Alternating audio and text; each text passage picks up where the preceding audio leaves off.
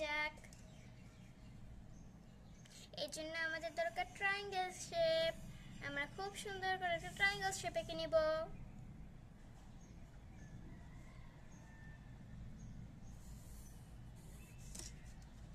এই যে এইবার এভাবে করে একটা হালকা দাগ দিব,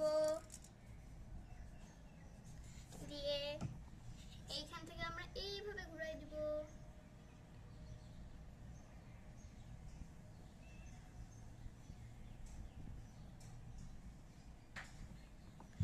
এবার এইখান থেকে ঘোরাবো।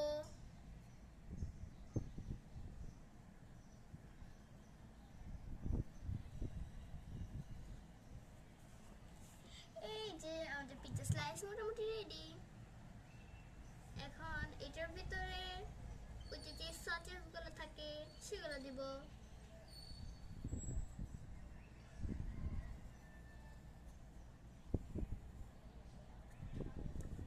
তারপর আমরা এখানে কিছু জিনিস অ্যাড করে দিব, ঠিক এই যে এইভাবে।